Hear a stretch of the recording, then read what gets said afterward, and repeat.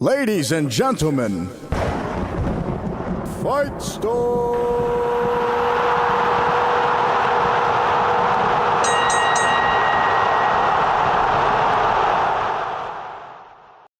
All right.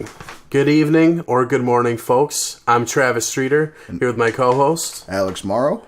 And today we're here to talk some MMA. We had some big events over this weekend. And over the past couple weeks, actually, because we've been kind of MIA. I guess we're just kind of going to do this whenever we can, when our schedules allow it, because Al is at college right now. If you want to tell them a little about that. So I started at SUNY Oneonta about 2 weeks ago now, and that's about the last time we did the podcast. But I've been kind of busy. We tried doing it last weekend. Schedules conflicted again. Yeah.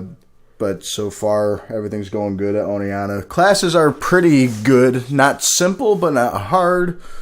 And I made the wrestling team, so I've been doing that a lot. So it's fun. I'll talk about that later. But back to you.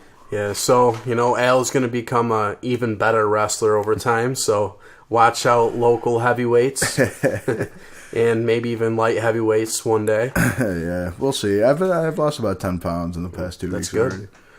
But. Yeah, I've been dieting myself. It was made official recently that I have a fight October 21st. Cage Wars 34. I don't know the name of my opponent yet, but I know that he's 290, and there's a 15-pound rule, so I got to get down to 305. I'm not going to give away my exact starting weight, but yeah. It's quite a cut, and it's my first time actually cutting weight, but it's going good. Since I started this diet, I've lost a lot of weight. So I'm happy with the progress and ready to get in there and kick some ass. Yeah, there we go. But yeah, so that's what's going on. That's what's going on in our world. Hopefully, Al will come back to fighting at some point after college. January, actually. January. I talked with Slim, and he said he's got me down for January. So Slim Fugga. Who's ever my opponent in January, be ready. I'm gonna smash you. But he's gonna be a lean, mean wrestling machine by then. But yeah, so since we last talked, we saw the results for the Conor McGregor and Floyd Mayweather fiasco. Yeah, which caused a lot of controversy between boxing and MMA and analysts. For some reason, even after we saw it, nobody can quite agree if Conor looked like a bum or if he looked okay. I don't get it. Pardon me. If you like to give your breakdown on the performance, what do you think? In my opinion, I think that Conor looked pretty good early on. Of course, he tired out because he's not used to boxing for 12 rounds. Right. MMA is just different. He doesn't know how to rest yet, because in MMA you can clinch and stuff like that. You could throw kicks instead of just punching all the time. And Floyd Mayweather just had a perfect game plan, but early on Conor landed a lot of punches. I've talked to you about it a couple of times. I tell people Conor did a great job. I wasn't sure how he was going to do. Mm-hmm. There was one part of me coming from the boxing world that, I thought Mayweather, would just go out there and demolish him and just get it done and over with. Right. My honest-to-God opinion is that I think Mayweather did carry him a bit. Mm-hmm. And that's just because people say, well, how can you say that? I'm not saying Floyd let Conor do anything. Right. I'm just saying Floyd made it a competition. If you watch Floyd spar, it was similar because Floyd normally does his Philly shell and he does this, but the entire fight he was doing this, walking forward, lunging, very sloppy, and it's the same stuff he would do against a sparring partner, which you gotta give Conor credit because it's his first time walking into a ring, and to say that he's on the same level of even Floyd's sparring partners. And most of them are former world champions. And you go Zab Judah. I think there was I can't remember his last name. I mean his first name, but his last name was Smith. There was a guy from I think Italy or Greece, one of the two, and he fought him, and he comes in and spars a lot. And everyone says, "Well, Conor landed more punches." Like, yeah, you're right, but I don't think one really did much damage. I think Floyd just chose. He's like, okay, I think this is the time I can get him out. Floyd, I mean, Conor was getting tired, but he did way better than I could ever hope to do, and it's cool that I guess I actually got to live to watch a fight like that, because you saw James Toney and Randy Couture, and we all knew how that. Saying this now, if Floyd were to go to McGregor's world, it'd be even more of a one-sided just beating. I agree. I do think it was an early stoppage. I understand coming from an amateur boxing standpoint. I've had so many boxing matches.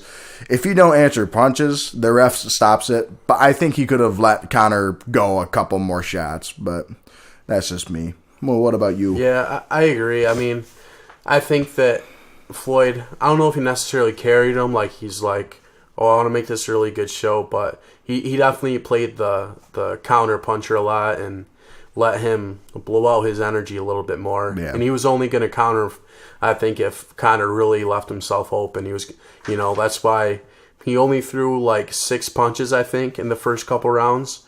But they were all really hard. He threw with intent with all those punches. Right. I believe they were all like right hands or overhand rights that he was throwing. So he was throwing with intent, and it was an exciting fight. And I think that MMA, if you're an MMA fan, you got to be proud of what Conor did. And he's at least like a pro level boxer. He could definitely be a world champion. Like in boxing, there's no doubt about that.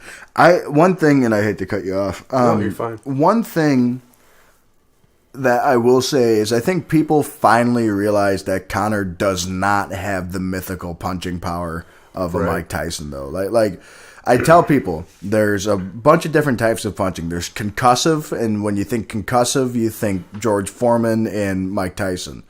There's precision, which you think of someone like, Manny Pacquiao. People are just like, well, he has power. It's just like, well, he knows where to punch you, and it's in volume. Floyd Mayweather's precision. Conor McGregor's a very good precision fighter. Watch his fight against Aldo. He knows where to hit people. That's why I think Conor has had a leg up on people, is because old school boxers, I remember my first boxing lesson was reading an anatomy book.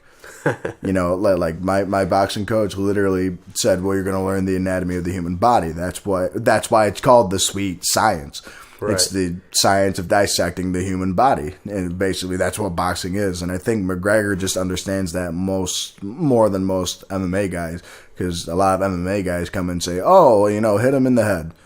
Right. It's like, cool, where in the head? You're going to hit him in the forehead? Yeah, good luck with that. But yeah, I think that all in all, I mean, this is a win for Conor because, just training for a boxing match, his boxing is 100% better. Oh, and then B, they said he made a $30 million guarantee. And then after the pay-per-view, he's probably going to be making like $100 million after he gets his percentage for that. And with that, he really don't got to worry about money for the rest of his life. He's set. Yeah.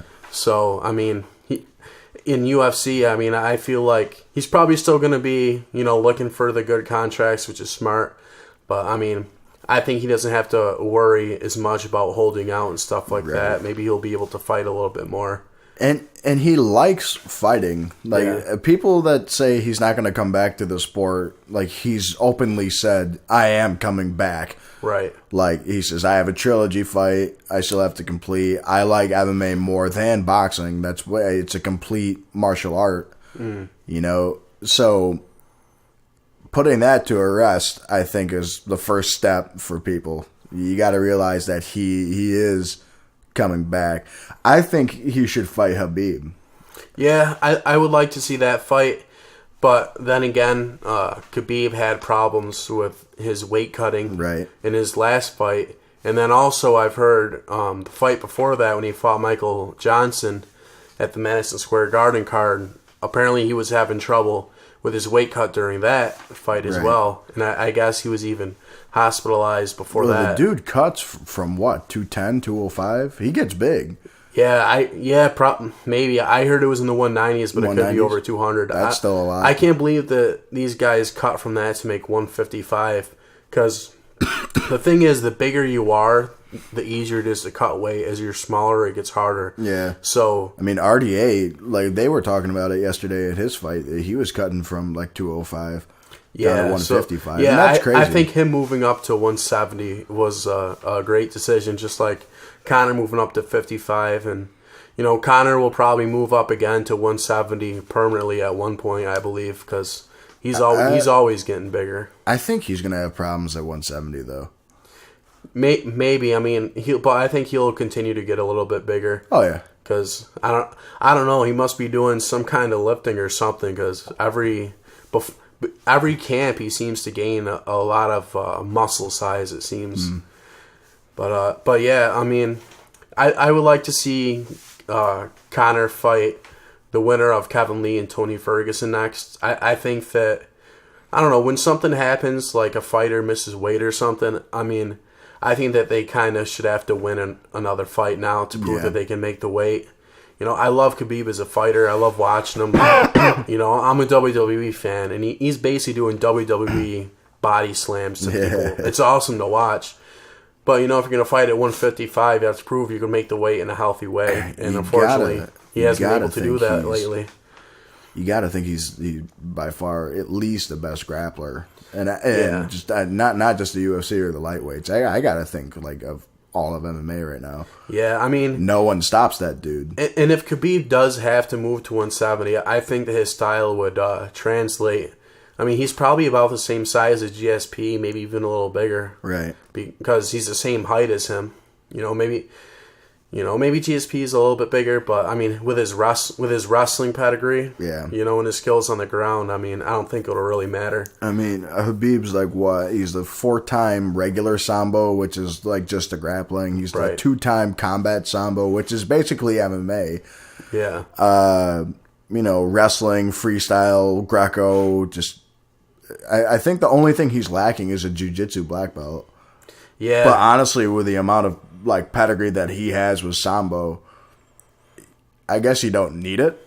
His motto is if Sambo was easy, it would be called jiu-jitsu. That's his motto. So, I don't know if I necessarily agree with that, but I don't know if I'm going to argue with him either. Right. I I tell a lot of the guys on my wrestling team now. I said, there's like, even if I had like a Brazilian Jiu-Jitsu black belt, if I put like Dan Gable on you, right, you're not winning. Like, if I put you against a high school state champion, probably you'll get choked out, or maybe even some NCAA wrestlers, whether it be D3, 2, or 1. But if I got Dan Gable taking your back and just like flattening you out, he will find a way to get you the tab. I mean, the thing with wrestlers is they might not know the submissions, but they kind of make it a stalemate. Like, right. I don't know if you ever heard the story. One time, Mark Schultz wrestled against Hickson Gracie. Not wrestled. It was like a jiu-jitsu match, but Schultz didn't really know what he was getting into. I guess Gracie was on a radio station saying he could kick anybody's ass and stuff, and they were in Schultz's hometown, and they're like, oh, how about Mark Schultz? He's this great Olympic wrestler. Do you think you could take him? And he said, yeah. So Mark Schultz called in, and he accepted the challenge, and they met at like a wrestling club, and they went for like 20 or 30 minutes. Mark Schultz took him down, but he didn't really know any submissions. Right. And eventually he got tapped out by Hickson after like 30 minutes. Yeah. And then after he asked Hickson to train him, and he became a black belt in jiu-jitsu. And then Dan Severn, Hoist Gracie was another big one. Yeah. I mean, like, Dan Severn literally said, it's just like, well, you got to understand, I was coming from 30 years of competition in wrestling and rules and regulations. So when I was looking down at my opponent, I couldn't punch him. He's just like, if I wanted to, I could have killed Hoist Gracie.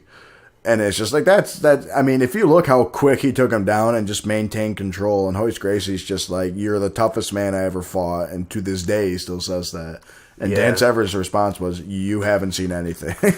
Like, imagine if Dan Severn was born in this time. The training was just different. Dan Severn was just convinced to be a pure wrestler.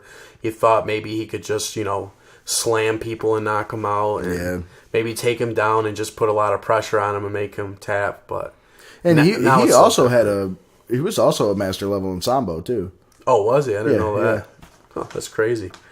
But Judo and Sambo. But moving on, last night was the UFC 215. It was a great card. I wasn't planning on getting it, but of course, you know, the movie It was sold out, so I decided to order the pay-per-view instead, and, you know, it was a great card. You know, we had Mighty Mouse. I was hoping to see him break the record, but of course, Ray Borg apparently got sick while cutting weight, fired his nutritionist, and, that fight was off the table. So that sucks for Mighty Mouse. Would have been, what, his 10th or 11th? 11th. 11th Because title he's on defense. his 10th now. He's tied with Silva. Yeah. So now he's going to have to wait.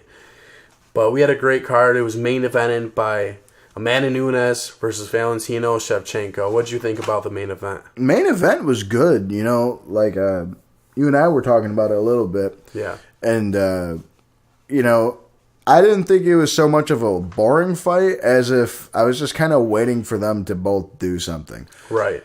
I think they were both gun shy, and I think throughout the fight, you know, I get it. Nunes, if you watch the post-fight press conference, was talking about, oh, well, I wanted to push to the 5th round. I wanted to prove that I could go to the 5th round. It's like, oh, that's cool. No one doubted that. Right. Well, everyone did, I guess. Because the third fight, she was getting tired.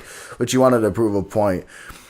But honestly, I had round 1, Nunes, round 2, Shevchenko, round 3, I still have no idea. Round 4, Shevchenko, and then 5, I guess, Nunes. Right. But at the same time, I can see round 5 going to Shevchenko because look back at Bas Rutten and Kevin Randleman.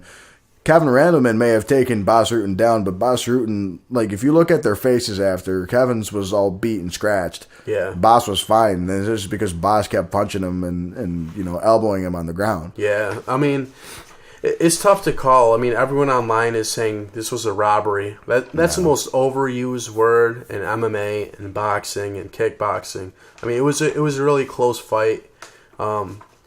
I mean, I thought Amanda Nunes did well early on. She probably won the first. I thought she won the second, but I have to rewatch that. Maybe I was wrong. But I thought Shevchenko started coming on in the 3rd and the 4th round. Yeah. But it was a little bit too late. I don't know if it took her that long to figure out Nunes because she was fighting different. Usually, Nunes is very aggressive in the first couple rounds, whereas in this fight, she was a lot more selective with the strikes she was throwing. Right. She wasn't really trying to clinch that much, where a lot of times she tries to clinch and try to do some judo throws or some trips or something, but she didn't really do that in this one until later on in the 5th round when Shevchenko initiated, and then she ended up getting taken down. Yeah. But she went for a really stupid headlock too. Her hips weren't even underneath Nunes. She like literally was just turning her body, and she got Nunes to go down, but she stacked herself. Right. You know, always with a headlock like that, get your hips underneath, if not next to, so at least you have some leverage. You know, instead of just turning your body from 3 feet away. Yeah, I think it was also a little hard for her because of the height difference. Right. Because she's like 5'5", whereas Nunes is 5'9", I think. Yeah, I think that's what it is. So it's a little harder because she's not quite long enough to really do it properly against her. Right. But she does do that technique a lot. But yeah, I thought that Nunes won. It wasn't the most exciting fight. I mean, I said it was boring, but I mean, it's not the most boring fight. I mean, I appreciate it, but I can see where his fans at home complaining. It was a very technical fight, you know, and I appreciated that aspect. It was basically, you know, like Shevchenko was waiting to counter a lot and take advantage of that, you know, whereas Nunes was a little bit more aggressive, not as much as normal. You know, she usually kind of fights like Cyborg or Vanderlei Silva style, but this time she was a little more composed, threw a lot more straight punches and stuff like that. She was doing the John Jones kick where he tried to bend their knees backwards. So, I just don't see Shevchenko's. Like I did think Amanda should have gotten the nod at the end. Yeah. You know, I thought at the end she won. I guess I could see where Valentina won. But it's kind of their fault for, you know, Nunes in her mind, thought she won, and Shevchenko thought that she won. Right. But at the end of the day, if you look back at the highlights, I don't think 100 punches total were even thrown that fight. It's got to be in the 40 range, if that. Yeah, they weren't very active in that fight. No. Unfortunately, I think they both have a lot of respect for her. I don't know if they'll do a third fight. They kind of have to because it's kind of like a Joseph Benavidez situation, right. I guess. You're 2-0 against the guy holding the title. I don't know. It's a weird one there. Yeah, I mean, it was both fights, were pretty close. I mean, they each had their moments. So, I mean, I could justify it, but I don't know. I just don't know if Dana White is going to want to make that third fight. Not for unless a while, Shevchenko wins a few in a row. Well, I don't know. Well, who did you say you think's going to get the shot next? Raquel? Yeah, Raquel Pennington she just beat Misha. Well, not just. It was like a year ago. She beat Misha Tate at Madison Square Garden.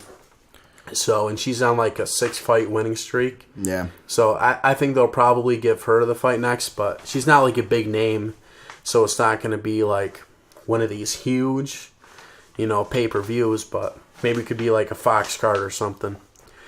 And then there was a lot of other great fights. I thought this card was really good overall.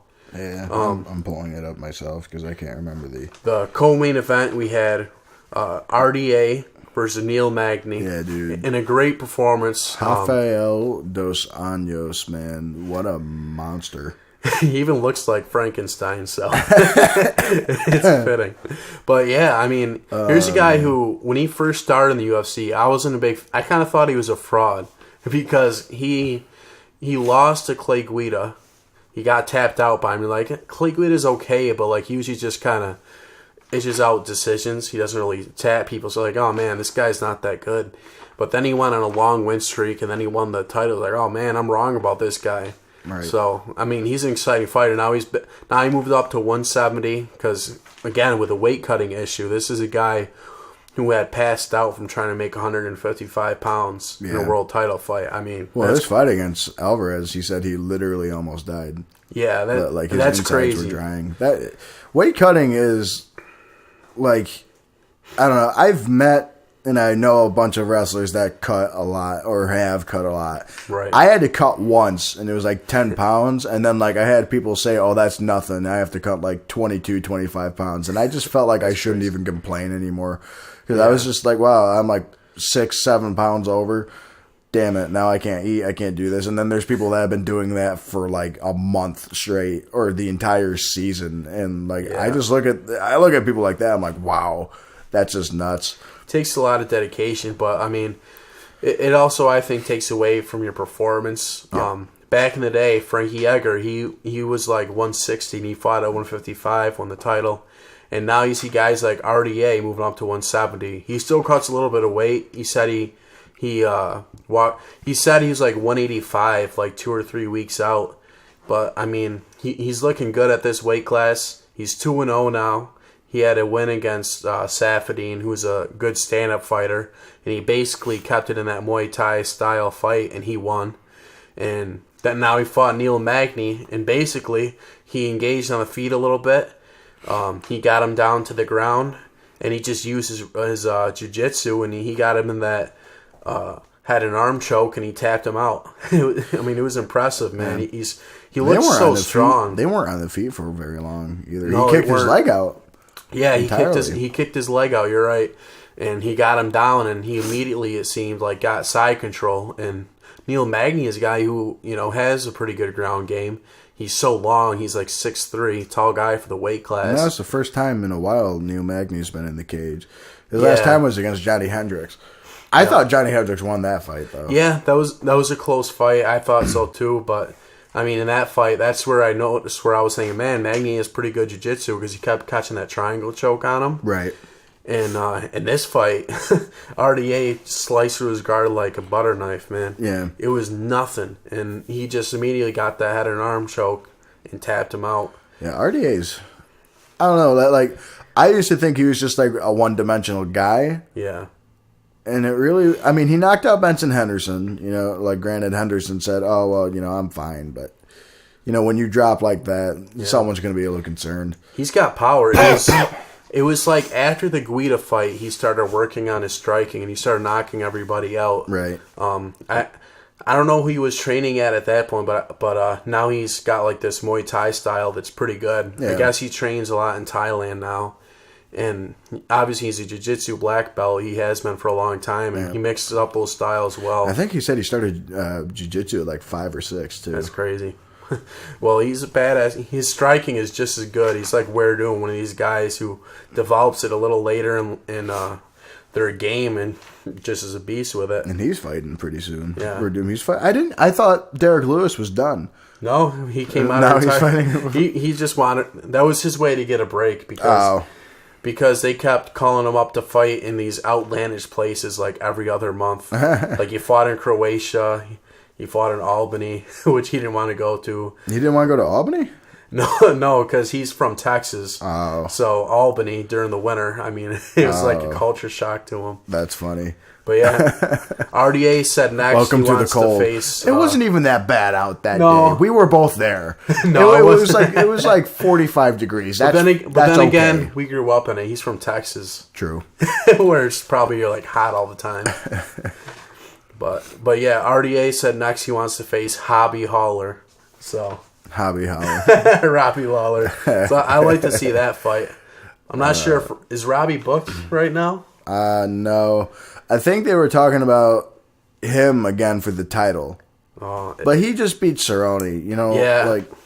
Like as much as that was a cool fight, it wasn't the fireworks I was imagining. Mm-hmm. Which is fine. You don't need that. But at the same time, rankings-wise, it made 0 sense because Robbie Lawler was number 2, and he fought the number 7 guy, and Lawler didn't even move up or down in the rankings.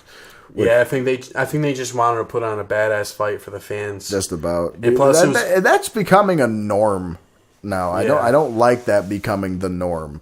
I like rankings. I said it in the last podcast. I'm a guy that's old school. There was a point in time where you actually needed to prove yourself. Right. I mean, let's look back at Tyson Pedro since we're going down the list. Yeah. Tyson Pedro and Ilir Latifi. Yep. All right. Yep. I don't think Tyson Pedro belonged there. Yeah. I didn't, like I thought he was good. No doubt he's good. But when you got, what was Ilir, like number 6? Actually, you're wrong there because the rankings was Latifi was ranked number 10 and Pedro was ranked number 11. So ranking wise, really? Yeah. I got that wrong. I'm surprised that he was ranked that high because he's so new. But I think just because the light heavyweight division's kind of shallow. Right now. It is. But I thought Latifi was like number 6. That's my fault. No, sorry, folks. He moved down because he lost to Ryan Bader. Right. So they moved him down a little bit. Yeah, he got that knee of doom to crazy. the dome. But yeah, that was a pretty exciting fight. Tyson Pedro. I don't think there's a shame in losing to Latifi. Pedro looked pretty good on the feet. In his 6 other fights, he knocked everybody out in the first round. Yeah, so that's his first time he went past not just the first, but the whole distance. Yeah, so I mean, he should be not necessarily proud of himself, but he proved that he could go the distance, and it was a competitive fight. He landed a lot of hard shots. Latifi only wanted to use his wrestling as a backup, he said, but he had to use it because Pedro was coming at him, and in the first round. What impressed me is he took him down, and then Pedro stood right back up, and he almost took Ilir Latifi down, who's like an international wrestler. Yeah, and that's one thing about you have some fights where people are just like, oh well, at least you know where you're gonna work on now. It's just like, well, there's a difference between wrestling like Joe Schmo and wrestling someone that literally started at the age of like 4 and has wrestled on the international and world tournament circuit. Yeah. Ilir Latifi's no joke. No. And he's also built like a brick house. Yeah. So, he hits hard too, even though his technique may not be the greatest, but his nickname fits him because he looks like he's swinging a hammer at people. But Sledgehammer. But he hits people hard, man. And it was a pretty exciting fight. And I don't know, for some reason I'm a fan of Ilir Latifi. Maybe it's because he has a funny name. That's what I was about to say. It's his name. I'm telling you, it's his name. That's why he's cool. Yeah. Good for him, though. It was a good win. Did I skip a fight? I thought I did. Hey, I got the card here. Or was I right? No, it was Cejudo was before. We'll go back to that. But no, like Tyson Pedro is also a big light heavyweight. What's he like 6'5"? I think they said either 6'4" or 6'5". He's really tall, Samoan. He's got that like Muay Thai style. Yeah. I believe he trains with Mark Umaga. Hunt. What's that? Umaga. Yeah, Umaga. He's dead, folks. He's gonna do the Samoan spike to the throat. I don't think that's legal. Then another fight on the card, we had Henry Cejudo. First off, I want to say something first. Sorry, my bad. About Tyson Pedro. Obviously, we all know he trains with the Jackson Wink team. You notice in the past year, they took a pounding. They didn't do that well. They really didn't. Who lost from that team? Holly Holm twice. Right. I mean, she won against Betch Correia, but if you don't win against Betch Correia, there's something wrong with you. Yeah. I'm sorry. I don't know how people lose to Betch Correia. I hate to like be like the amateur dude like bashing a pro, but she looks like a robot. Like she's like punch, punch. She hits hard though, but kick, and you know what I mean. Like she's a wind up toy. Yeah. You know, John Dodson. I mean, he won against Eddie Wineland. Yeah. I guess my point is. They weren't doing as well. I mean, John Jones, that was a huge win for him. But, you know, now that the whole testing positive stuff happened. Yeah, it's kind of erased now. Yeah, because you got Holly Holm lost twice. You have John Dodson lost. I almost said Travis Brown, but he's not even with them anymore. Right. Ah, man. There were a couple other fighters I literally had on my mind. But they've been doing okay, but not great. You know, like most of the teams that you see doing good now are like the off ones. Yeah. Or like the foreign ones. I mean, that is true. I think maybe it's changing. ATT's doing pretty good this year. Yeah. You know, American Top Team. Amanda Nunes just won. You know, they took a hit with Dos Santos, but Joanna won twice so far this year, or just once in 2017. I think twice. She did MSG. And then she did Andrade, I think. Or did she fight before? And she hasn't fought since then? Yeah, Andrade was May, I think. Okay, yeah, so she's only fought once. Year. But yeah. Dude, she's scary. I don't care. And then they also have Woodley as a champ. But he kind of represents them and Rufus Sport. I thought he did the entire camp at ATT this time. I think he did because it's more grappling heavy. Right. But like in the offseason, he's still trained at Rufus Duke Sport. Rufus. Yeah, ATT's a great team. Yeah. But not as good as MMA. That's right, represent. And then another fight in the card, we had Henry Cejudo versus William Hayes. How the hell you say that Wilson guy's Hayes? name? Wilson Hayes. Yeah, Reis. All I can say is Cejudo beat, like sorry for the language, but he beat his ass. Yeah, that really was bad. That like, for people that don't know or didn't watch it, Henry Cejudo, for one, is an Olympic gold medalist. He did something called gray shirting. Daniel Cormier actually talked about it. Mm-hmm. After high school or after you're done, like, high school competition, you take, like, a year off before you go to college and then work with, like, an Olympic development program, or you train with, like, some of the best. Like, you pay for, like, a private club. You know, like Sunkist Kids, I think that's the one Jordan Burroughs went to. Sunkist Kids, and then there's the TW something. I can't remember. It's a big wrestling team. I think Kyle Dake goes through there. I'm not too sure. But like, Cejudo literally said, oh, you know what? I'm not even going to do college. He drove from Mexico to the Olympic Training Center and literally said, oh, I'm training for the Olympics now, and went out of his way just to do it. And I think he was like 22, 23 when he did it. That's crazy. And he won it. I think he's the first person in the U.S. to win at that weight. Or if not, since 1997, they said, or something. I'm not too sure. Or 98. That would have to, it can't be 97 because yeah. But Cejudo also was I believe they said bronze gloves, which I know such a tournament exists, but I want to say that's a Mexico-only tournament. I could be wrong, but that's also because Mexico, most of the time, you literally just find gloves laying on the side of the road and you beat the crap out of each other. Because why not? Right.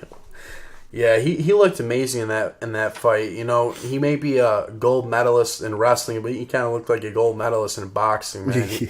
He was laying hands on Heist all night. I mean, in the first, he had an awkward stance too. yeah, I mean, in the first round, it looked like he was going to finish him, and then he made it to the second round, and he knocked him. I think it was only a minute into the second round he got the finish. Yeah, but yeah, I'm very impressed with him.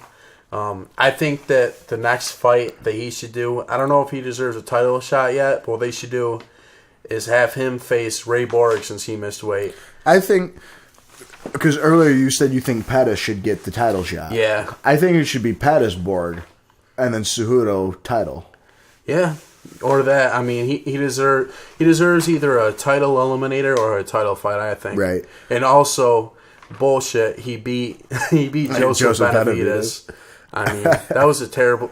I think that was a terrible decision. Yeah. Talk about robberies. I think that was a robbery. He should have won that fight, man. And it just sucks because he's such a good fighter. He shouldn't have 2 losses in a row on his record. But I mean, what can you do? And after the fight, he said that he gave a thumbs up to Mighty Johnson because he's like, hey, that's the man that I want to fight next. I want to take that title. Yeah. And I think it'll be, more competitive in the second fight. I think so. Now that he's been in there with him and now he's really got a fire under his ass. And Cejudo said, especially after the fight, I've been fighting for 4 years. Yeah. That's insane. That's kind of nuts. Like I think he missed weight at 125 once or something, and then he fought at 135 twice, went down to 125. I think he fought once at 125. Yeah, they had him. And then they had him DJ. Fight at 135 because he missed weight at 125. Right. Because he had that problem early in his career when he was fighting on the regional circuit that he was missing weight a lot. Right. But I think that he has that under control now. I mean, I thought for sure he would have beat Demetrius Johnson. He took him down quick, but that was when Cejudo, although he had really good striking, and he landed on DJ. Yeah. He was doing good. It's not like he was doing bad. He just got caught in a really bad clinch.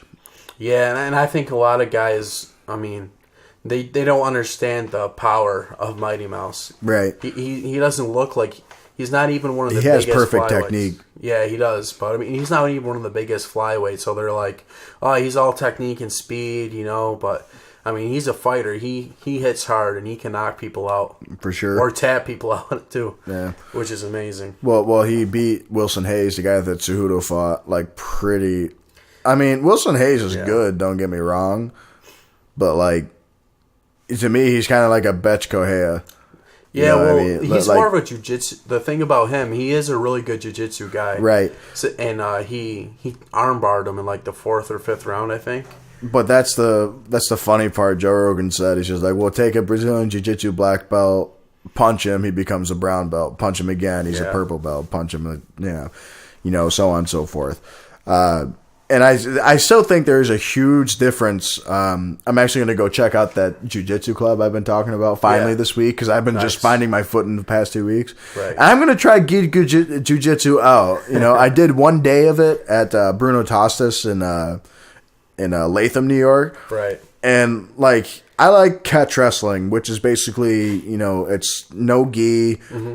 It's you're always attacking for something. You're not looking for the most technical thing. But you know what? I wouldn't mind getting. They said I could get my blue belt at the end of my degree, so that would be kind of cool. 2 years, I get my blue belt, and then I get a bachelor's degree on top of it. So I'm looking forward to it. But I still think there's a huge difference between gi'd and no gi, simply because for one, you can't grab in, and for two, I mean, some people transfer over perfect. I mean, Fabricio Verdum does, Jacare Souza especially. Yeah, I think for that though, it's important to practice both. If you're strictly a jiu-jitsu player, it's important to practice both because if you ever have to do a tournament in no gi, you might be a little bit lost because you're used to grabbing their collar. That and it's not 1993. What I mean? Like people understand this stuff now. That's why I say, some jiu-jitsu guys like Fabricio Verdum, I think, for his fight against Kane, he trained with Nacho Beristain, who's the guy that trained. He trained Julio Cesar Chavez, Right. Julio Cesar Chavez Jr., a lot of guys in the Mexican region. He trained Miguel Cotto a couple times, Victor Ortiz. Those are just some minor guys, but Nacho Beristain is like one of the best, just pure boxing coaches of all time. And he trained Verdum for that one fight. And man, Verdum's boxing just looked good. And he never worked with him again?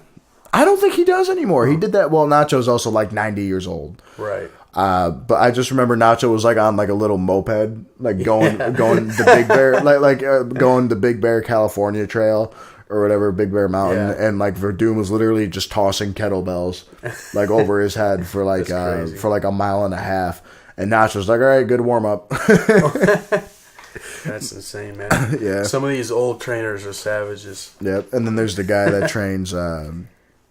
It might not have been Nacho. I think I'm almost positive it was Nacho, but it might also have been the dude that trains Canelo.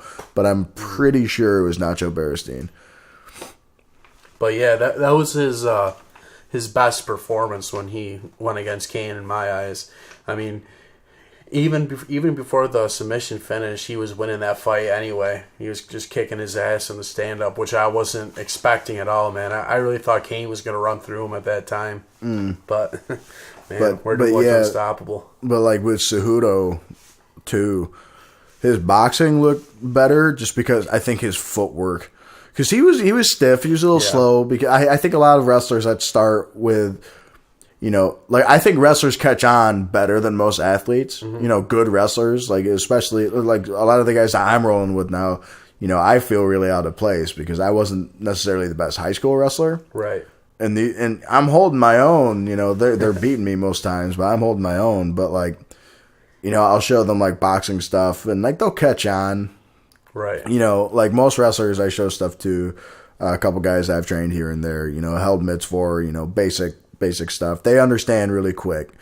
But it's just the footwork difference because in boxing, I'm always used to having one foot in front of the other. I know if I do that on the mat, though, you know, sometimes I'll do it, kind of debate. But a lot of times when I do it, my leg gets snatched up quick. Right. So I have to stand kind of square. And I'm not necessarily like flat-footed, but you got to be more grounded. Right. You know, because... Like, you got to be able to be grounded, but be able to get your legs away. It's just a completely different stance. So I think Cejudo, although he had a really good amateur boxing background, still had that, you know, that square movement. Yeah. So. But yeah, he looked great, and I think eventually he will get another title shot. Let's hope. But another fight in the card was Jeremy Stephens versus Gilbert Melendez. I hate that. You texted it to me yesterday. Gilbert Melendez just can't get a break in the UFC. I hate that. He's one of my favorite guys to watch. When I got into it, it was around the time he got the title shot against Benson Henderson. Yep. That was one of my first UFC pay-per-views, and I like Gil. So I started like Googling like some of his fights. Then his fight with Diego Sanchez came around, which was just mind-boggling. You want to talk about... The stereotype is that Mexican fighters don't know how to take a back step, which is true a lot of the times. And that's basically what it was. It was basically, I guess, I was trying to think. Chavez fought someone. Chavez, like, senior, fought another Mexican, and it was like a complete... It was basically like a Mexican boxing match in MMA. They just, like, went at it. But... Jeremy Stephens also hits like a truck, and he decided, oh, by the way, I can kick people's legs now. Yeah, man, that was just crazy. But yeah, what I was talking about, how he doesn't catch a break. His first fights Benson Henderson, and everybody thought that he won that fight. He should have been a UFC world champion already at this point in his career, but nope, that doesn't happen. And then he fights Diego after that, I believe. Wins that, but it was a war. Then he fought Pettis, I think, right? Or was it? Did he fight Henderson twice? And then he fought. Pettis, and he won. I believe he won the first round, and then the second round comes around, and he gets guillotine choked. Yep. And so he's had a lot of fights. Then his fight was with Alvarez. Yeah, and he His next lost fight a was close at decision. Yep. And also in between... I thought Melendez... I love Alvarez, but I did think Melendez won that fight against Alvarez. Yeah, that was close. I mean, he's got the... That was like a fantasy match, too, because you had the Strikeforce champion versus the Bellator champion. Because there's always there was always fascination. Well, who would win, the Strikeforce champ or the UFC champ? Or who would win, Bellator champ or the UFC champ? Or the ONE FC versus World Series of Fighting, you know? Yeah. Yeah, I mean, I just feel bad for him though, because he's been in a lot of crappy decisions, and then he gets this injury. He's had a lot of injuries throughout his UFC career, but yeah, Jeremy Stephens, man, he looked great. He was mixing it up a lot, you know, throwing a lot of punches, and then all of a sudden he'd throw low. Do you think he'll ever get a title shot? Jeremy Stephens, I don't Or know. do you The think problem he'll with be him, Uriah Faber of the 145-pound division? The problem with him is he needs to get matched up with the right guys. It seems like guys who could wrestle or guys who use a lot of movement seem to beat him. I mean, he had the one opportunity against Frankie Edgar. Yeah, but I don't even think Frankie really did. He take him down a lot in that fight, or did he just kind of stay away? Yeah, because in the first round, Jeremy Stephens knocked him down. I can't remember that fight. But yeah, Jeremy Stephens knocked him down in the first round, and then from then on out, Frankie basically just kept taking him down. Right. Because he's like, yeah, screw this. This guy hits hard. Then Frankie fights Jair Rodriguez and just bullies him. Yeah. It's just like, by the way, I'm going to beat you up now. But yeah, Jeremy Stephens has had some nice wins, though. I remember he knocked out RDA. Yep. And then he also... He broke his jaw, right? Yeah. And then he also beat Renan Barão. And next... I would like to see him face... I have it written down here, actually. I would like to see him face Jose Aldo. I think that would be a nasty fight. I think it should be... For 145-pound, McGregor left, and that kind of put everything in a loop, and now McGregor left the 155-pound. I just think every champion needs to come back, and to be honest with you, I think the UFC needs to cancel everything and just redo it and just be like, okay, let's redo some of these fights because they make no sense. But like GSP versus Michael Bisping, what? Yeah, and this is why I say the rankings and the money where it comes in. After Tyron Woodley fights Damian Maia, Dana White's just like, well, I think it's going to be GSP versus Michael Bisping because Tyron Woodley obviously doesn't want to fight with GSP with that performance. It's like, dude, GSP did the same thing throughout his fights. He took him down. He didn't really take him down too much in the fight, but he took him down and laid on him. But 145 pounds. So you got the champion, Max Holloway. I think it should be, they keep talking about it. I think it should be Cub Swanson, Jose Aldo. Yep. I think it should be. Frankie should get the next title shot against Holloway. But I tell you one thing, Frankie has to shut Holloway down in 2 rounds. Yeah. If you let Holloway, him and Tony Ferguson are weird. If you let them surge, you're screwed. Like every fight. The only person really to shut it down with Holloway was McGregor. But... Yeah, I remember watching that Aldo and Holloway fight. The first 2 rounds, Aldo was doing pretty good, but Holloway was holding his own. He was throwing back. Yeah. And then all of a sudden, in the 3rd round, he just really had his confidence going. And, he's perfect at reading people. Yeah. He's really good at reading people. Him and Ferguson. Like I used the Lando Venata fight. Lando Venata came in and was beating the hell out of Tony Ferguson the first 2 rounds. And then round 3 comes around. Ferguson's landing every single shot, not getting touched, and then just puts him in a Darce choke. Max Holloway against Anthony Pettis. He was doing good against Pettis the entire fight, but the first round, Pettis was doing better. Second round, he's like slowly becoming submerged underneath Holloway, and then Holloway just drowns him like a sack of puppies. Yeah, he just gets better and better. A lot like... hate to keep going back to this, but a lot like Floyd in that Conor fight. Yeah. He started off a little bit slow and then just keep building and building a momentum while the other person slows down, which is really a good strategy for a guy like Holloway, man. He can put the pace on people when he wants to. Right.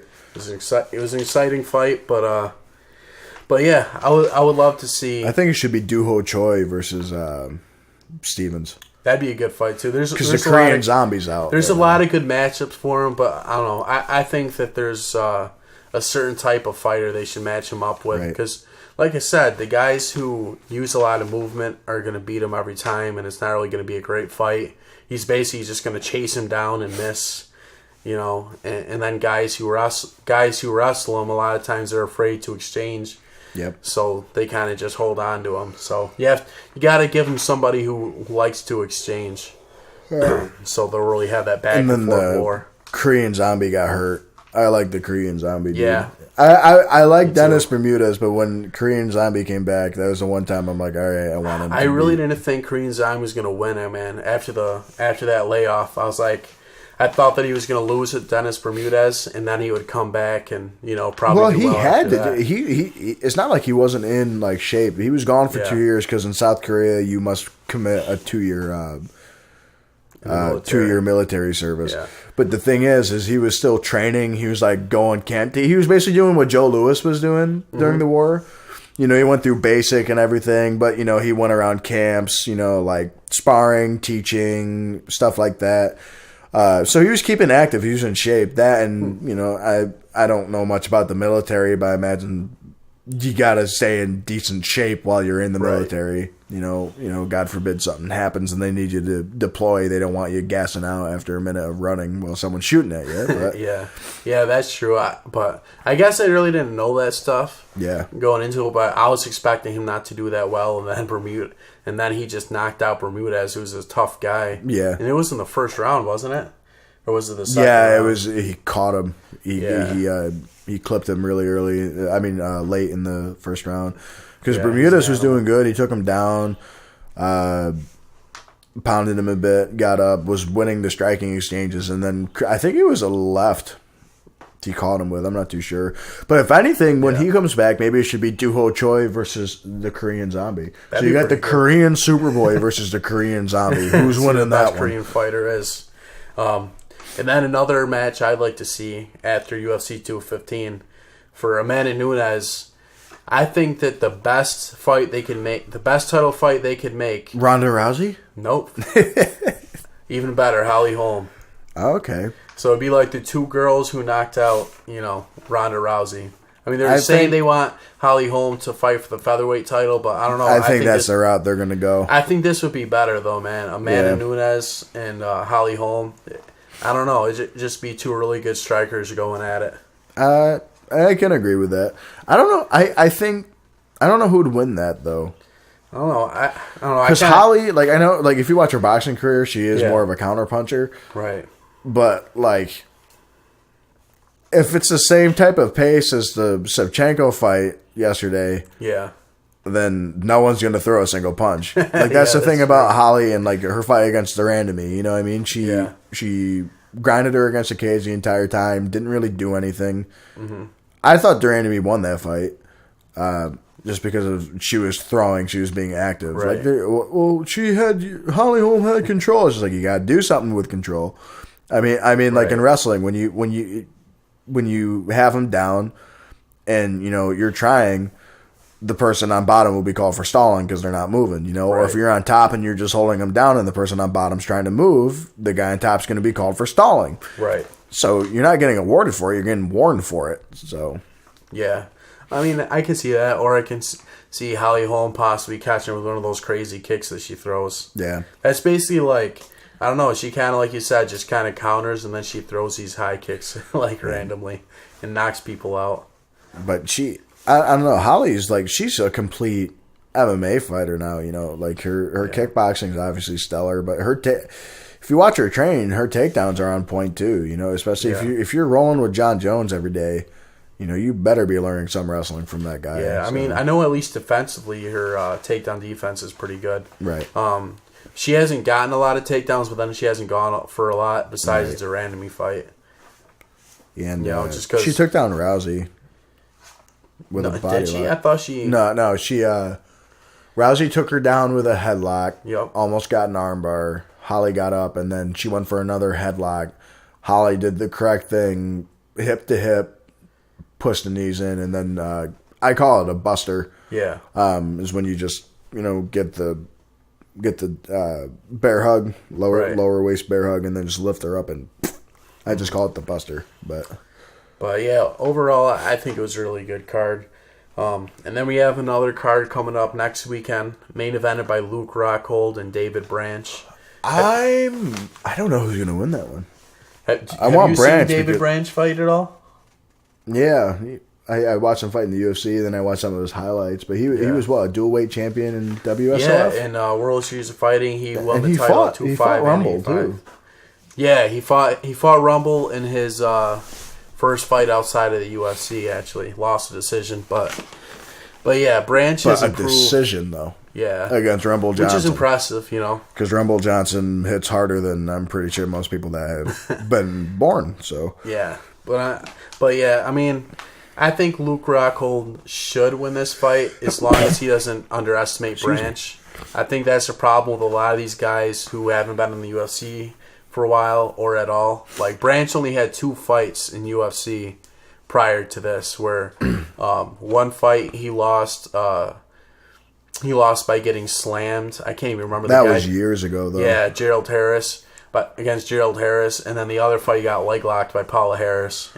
and then, he fought Jotko in the UFC. Well, yeah, and that was his first fight back. Right. I'm talking about back in the way day. Back when. Gotcha. So between then and then when he came back to fight Jotko, like nobody had seen him fight. So they probably think that he's just this guy who's 0-2 in the UFC. Yeah. Now he won 1 fight, but. I mean, he's very improved. If you watch his fights in World Series of Fighting, he's able to go 5 rounds. He shows a complete skill set, very good boxing. I also just want Rockhold to lose. Yeah, I mean, I think everybody does. He's screw the word jerk. He's a dick. Oh my god! And he left AKA too. Yeah, he's at Combat Club. Yeah, he's training Combat Club with Henry Hooft. Henry Hooft seems to lure everybody over there. Yeah, I mean he's a really good coach for that Dutch kickboxing style. I love Dutch kickboxing. Yeah, and I think that's kind of the style that I was uses. I was talking to you about that last night actually, because with Shevchenko, she's a traditional Muay Thai fighter. Yeah, and a lot of times when you see Muay Thai people, they don't punch too much. They kick, right. They clinch a knee, and they'll throw elbows every now and again. But it's very rare you see a Muay Thai guy really go for a punch, I guess. Mm-hmm. Whereas you got, Dutch kickboxing, Melvin Manhoof, Henry Hooft, Bas Rutten, Jermaine Durand, he's one of them. Not Stipe, Stefan Struve. Yep. As much as he likes to get knocked out recently, but like they're all Dutch kickboxing, which is more boxing with like kicks, not so much knees and elbows. Like I just don't understand how people can throw a kick right off the bat, unless maybe it's a low leg kick. But I always have to punch at least once or twice before throwing something like that. I mean, you can, but I don't know. It's good to set it up a little bit, and it's almost readable. Yeah. At times. It's just like, oh, okay, here comes another kick. Yeah, I've always heard that was kind of incorrect technique to just off the bat throw a kick, because you can get countered. You should always throw some kind of setup. Bas Rutten talked about that. He's just like, look, if you just throw a kick for throwing a kick, you're most likely going to miss unless you really know you're going to connect and you got the guy worried about your hands. Right. You got them worried about your hands, they're not going to expect your leg coming up and smashing you. Whereas if you just throw one and like in sparring, I never just throw it right off the back unless I'm close and I can touch the top of their head and kick their leg, or kick their body. I don't often go for head kicks because I'm short. I can reach, but I'm short. So yeah, me neither. But yeah, it's gonna be a good fight. I think Rockhold wins by decision. Unless he underestimates David Branch. Which I think he's going to do. Then, he just may lose, Branch. Because he did that against Bisping. Yeah. So, I don't know. I hope he doesn't, for his sake, I hope he doesn't make that mistake again. He's got all the talent in the world. He should be able to beat David Branch. Right. But David Branch is a lot better than people think. Another fight on that card is Jutko is coming back off a loss to go against Uriah Hall. Yep. Who's coming off 2, 3, or 4 losses, something like that. Brunson. Yep. Mousasi. And let me sure dog this shit. Whitaker. He lost to Whitaker. Right. Whitaker knocked him out. Yeah, so Yeah, so he lost like 3 or 4 fights in a row, which, sucks. He's a really good fighter. You hate to see that happen, but... Or was it... Did Whitaker fight Hall? Yeah, I'm or pretty are you sure thinking he Whitaker did. Brunson? After he beat Musasi, I remember. Yeah, you're right. He beat Musasi, then Whitaker, Brunson, and Musasi in that order. Yeah. So, I think that... I don't know. I kind of think Uriah Hall is just done. I think that he's just overrated. Like, he's got an exciting style, but that's kind of all he has is those explosive kicks. And yeah, he did the spin kick in the Ultimate Fighter, and he was scary on the Ultimate Fighter, dude. Like, he finished the dude by punching off his back, and then one punch somebody, but then he lost the finale against Kelvin Gastelum. Yeah, he's not like a... It's hard to explain. He's not like a complete striker. I feel like he just has the potential for these big finishes. Bruce Lee. Yeah, but if he can't land that, then he's most likely going to lose the fight. Yeah. It's sad because I like watching him fight because it's like a Chuck Norris movie or something like that. But yeah, I think that JUCO is probably going to finish him either by decision or a late knockout. Yeah. And there was another good fight on that card too, wasn't there? Yep. Thiago Alves is going to face Mike Perry. Right. Platinum Mike Perry. He's not ranked right now? I think he's in the top 15, but not the top 10. Okay. Yeah, I I love hard. watching Mike Perry fight, man, and I'm a big fan of this guy. His interviews and his persona, everything is awesome. He murked Jake Ellenberger. Yeah, with that elbow. That was bad. Like, yeah, he's a powerful I think man. Jake Ellenberger should retire after that knockout, to be honest with you. Yeah, he's lost like 4 in a row, I think. He beat Matt Brown with the leg. Yeah, he lost 4 in a row. Kick. He won 1, and now he lost 1 or 2 in a row. Yeah, which is sad, man. Jake Ellenberger was a great fighter back in the day, but he's definitely past his prime. A little bit, and he's also training with I don't know. I think he's still training with him with Edmund. Yeah, like the Rousey camp. He kind of like travels around. Like right now, I think he's training in Oregon with Chael Sonnen, and he trains at Gracie Baja. And the main coach is Fabio Scherner, who's like a 12-time jiu-jitsu champion. Yeah, so it's interesting that Brazilian friggin' jiu-jitsu guy is out in Oregon, but whatever. And but yeah, and then another Thiago Alves he's going to be facing. It's going to be a really good fight. What do you think? Do you think Thiago Alves can take it? Or yeah, I think Alves would win. He's the guy that fought Patrick Cote. Yeah, that made Cote retire. Right. Yeah, that's the Alves I'm thinking of. I always get Thiago Silva and Alves messed up for some reason. I got I got Alves just because of his complete striking, and like basically if Ellenberger can't get it down, I wouldn't be surprised if Alves pulled out a knockout. To be honest with you. You mean Mike Perry? Huh? He's facing Mike Perry, not Ellenberger. Oh, my bad. Wow, I really got caught up with Ellenberger, didn't I? So what do you think is going to win that I fight? still got Thiago Alves, though. Okay. I think he has cleaner striking than Perry. I think Perry, I don't think he just looks for the one shot, but he definitely knows that, he says, I'm a black belt with both my hands. or like, I'm a black belt in 2 things, left and right hands, or something like that. Yeah, I think that Mike Perry is going to win because I don't know. I feel like Alves is a little bit old right now. Right. Not necessarily old, but just past his prime. He's old. Face it. He's had so many fights, and I don't know. I think that one good crack from Mike Perry, and he's going to go down. Right. But if Perry can't get a knockout, then Thiago Alves can take this fight. But either way, I think it's going to be a very exciting fight. Can you believe we like speaking of Alves in his last fight was Patrick Cote? We saw 2 people retire that night. Yeah, that was so weird. We were there at UFC 210. It was in Buffalo. Yep.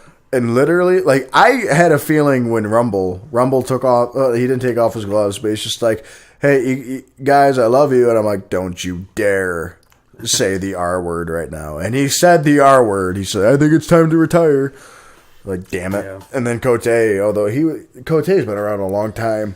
Yeah, he's been around since the 90s, so. And he fought Silva for the title, right?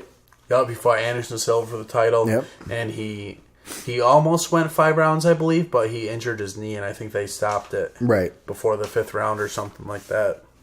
But yeah, he's a tough guy. But yeah, that's the Fight Night 116. Also, Hector Lombard will be coming back against Anthony Smith. I don't know much about this Anthony Smith guy. Either. He's like 21-12 or something, but I don't know. Hector Lombard is another guy who I was always a big fan of, but he seems like he's checking out too. Yeah, I mean, he just lost to Johnny Hendricks at 185, and Johnny Hendricks looked really out of shape. Well, I want to say Lombard's on the 3-fight lose streak. I think so. Henderson knocked him out. Before that, he lost this. Henderson, Magny. Right, Magny. And then Hendricks. So if he loses this, so it had to have been Magny, Henderson, then Hendricks. Yeah, I mean he has a chance. He's still got power. He still got his judo, but yeah. What was he a gold medalist in judo? No, he wasn't a gold. He was a Olympic alternate. Oh, okay. But I mean, he probably won some gold medals at like world tournaments and stuff. Yeah, like what is that? What is that? I don't know. Pan American Games. Yeah, the Pan American Games. He won. I'm pretty sure he won a gold medal there. And then on social media, Ngannou had to not pull out, but his fight got canceled for UFC 215 because JDS tested hot. Yeah, which is weird. They said he was taking diuretics. Yeah, but he doesn't cut weight to get to heavyweight, so I don't understand. I don't know. Who knows? I don't know. I don't take this stuff, so I don't understand. Francis Ngannou is a scary man. Okay, we were in Albany and literally watched.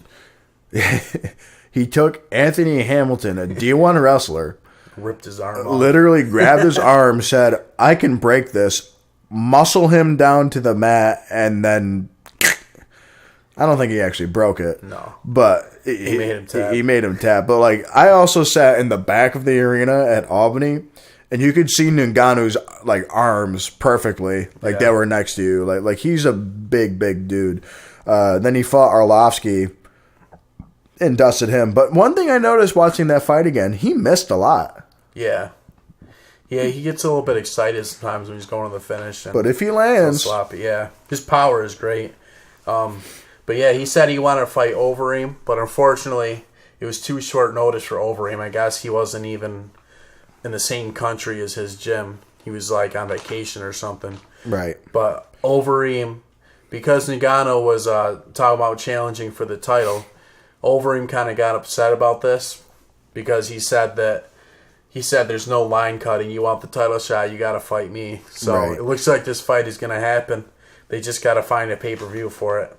Seeing how they were talking about, that's another thing ranking-wise I was talking about when Overeem fought Verdun. They're just like, well, that wasn't a title shot wanting fight. It's just like, it's not about wanting the title shot. He beat the number 2 guy. Yeah, he's that is annoying.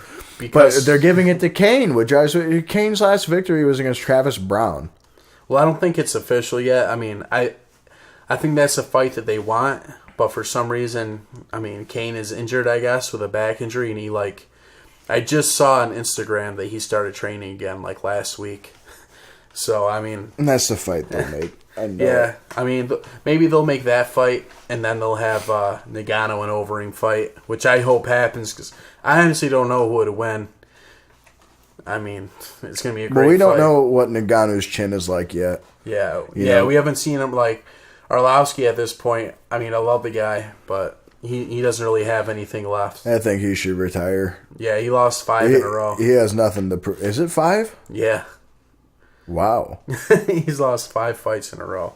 And the last one was against a guy who was like number 10 or 11, something like that. Yeah. Okay, so Stipe beat him? Yep, Stipe beat him. Overeem. Barnett. Yep. And then that guy. Oh, Ngannou and that guy. Yeah. So that's 5 in a row. Wow. Yeah, it's sad. He was a world champion. He had an epic comeback. He won like 10 fights in a row. Yeah. You know what's kind of sad though? Is like you can tell he's getting old too, because like in all the countdown shows he had his dog Maximus. Yeah. And like Maximus is starting to get old too. Like this is gonna sound like kind of weird and like off a little bit. But I think once Maximus dies, I think that's when Andre will probably retire. Yeah, that sounds fucking weird, but like, sorry, I just swore really bad. Ooh. Wanted to keep it PG-13. Don't let your grandma see this. No, I know. I always see her commenting on your Facebook. Dude, I love it. My grandma's a savage, everybody. That is awesome. My grandma's an absolute savage. I'll post something, she's like, I disagree with this. And then I'll see her later that day, and she'll talk to me about the post for like 10 minutes. I love it. She's like, well, what did you mean by that? And I have to explain. She's like, oh, okay. And then she'll scold me about it. I always hear her saying that she doesn't want you to fight anymore. Yeah. Oh, my God. Let's just make an entire episode about my grandma. It can be done. I'm not kidding. It can legitimately be done. I love my grandma to death. But she just does funny stuff. She does funny things. Yeah. Like I remember I was going to my first boxing match, and she came, and like I never wound up getting it because no one was my size, my age. Right. But it was funny. She was watching every other boxing match, and she's like, I hate boxing. I hate violence in general. But she's like, I'm just happy you weren't in there. And then like when I told her that I was fighting MMA, she literally dropped her head to the table, went up like this, and started praying. And I'm just like, I'm like, it's okay, Grandma. Like the ref's there to save me if something happens. She's just like, well, you don't know that. I'm like, okay, fair enough. Like, I don't know. The referee's just gonna look the other way. It's just like, he got dropped. Cool. You're fine, right? And foaming from the mouth. No. Well, apparently she had nothing to worry about because you're 1-0 right now. I am. You're undefeated, just like Floyd Mayweather. I don't know.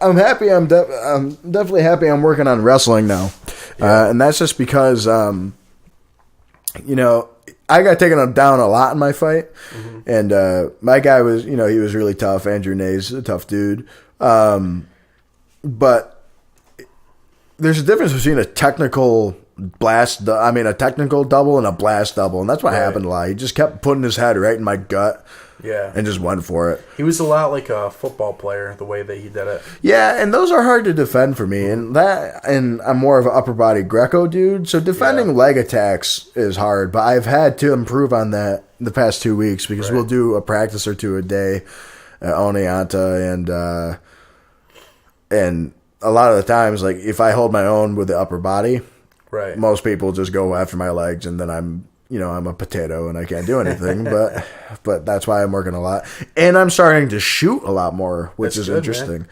And I'm actually becoming somewhat successful because they're making me do stuff, which is annoying. I have to change some stuff up, but hey. Change is good, man. That's what makes you a better fighter and a better person in general. Realistically, the goal for me is, January I want to fight. I think you have to have 3 fights before you can do like non-novice rules.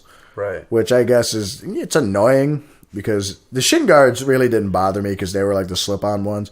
Yeah. But my legs were also so big that I couldn't fit it over my foot. But like I literally had to put it completely on my calf, and it was annoying. But you can't punch to the head while you're on the ground. You can't use certain submission holds. You can't kick to the head.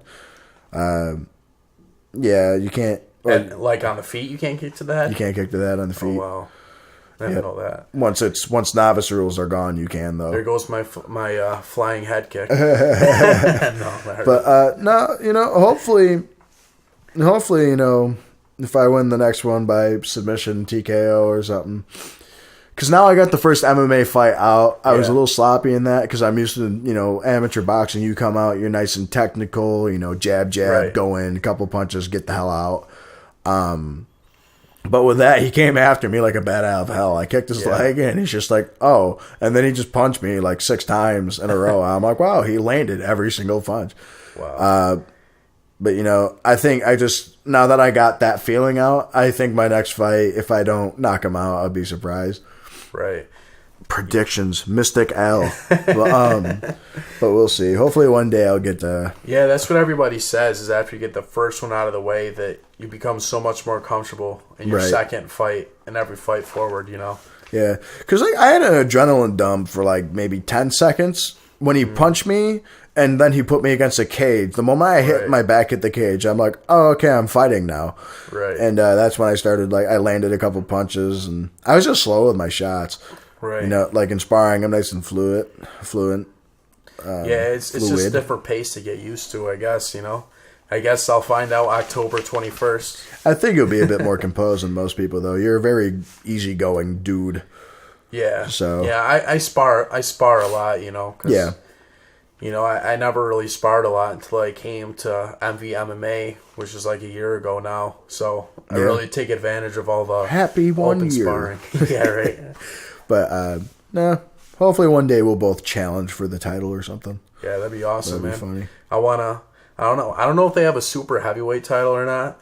They should. This fight should be Cage Wars, Slim, make this the inaugural super heavyweight fight. If not, that's what I would do, man. I would try to win the super heavyweight title eventually when I had enough wins, and then try to move down to win the heavyweight title. Yeah. I think that'd be pretty badass.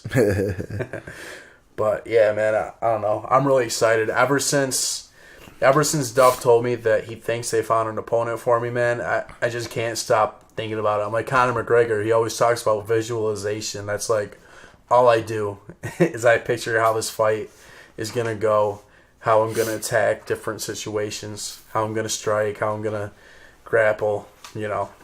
I'm excited, man. But anyway, I mean, that's about it, unless you have anything else to talk about. Speaking of recaps of stuff, remember our last podcast we were talking about Josh Rickey. Oh, yeah, he congrats on winning. I think it was a unanimous decision victory. Yep. Josh Rickey wins. Brought the hometown crowd pride, of course, fighting in his backyard in Vernon, New York. Yeah, that's awesome, man. I hope that Bellator brings more events to Turning Stone. Maybe even Utica would be pretty cool, too. Yeah, especially the Utica Odds getting so much renovations done to it. Yeah, they're making a huge venue. They're putting suites and stuff in there. Oh wow! Because they're really trying to make the Comets a really, really big thing. Yeah, because the Comets are so popular, man. It's funny because they're the NHL's the big one. I can't remember what league they're in, but I guess they go on social media and talk smack about every NHL team. Someone at my old college was talking about it. He was a hockey fan, and he's just like Utica, the Utica Comets. I'm like, yeah. He's just like, dude, they talk so much shit about people. I'm like, probably, dude. We're from Utica. Everyone talks smack about somebody somewhere. Well, basically, how it works, a lot of people it's called a farmer system or whatever. So basically, if you do really good on the Comets, then they're tied to some NHL team. You get sent there. Yeah, it's kind of like minor leagues with baseball. Yeah, pretty you're much. on a minor league team for a year or two, and then they draft you to the Yankees or the Red Sox or the White Sox. Because who doesn't like the White Sox? Well, how come in baseball there's so many teams named after Sox? I don't know. I never heard. I honestly don't know. The Red Sox, the White Sox. I think we have the Utica Blue Sox. Yeah, the Blue Sox, the Black Sox. Oh no, the Black Sox was something different though. That was a controversy. Yeah, the team who threw the made World a bet on Series. themselves to throw the game or something like that. Something.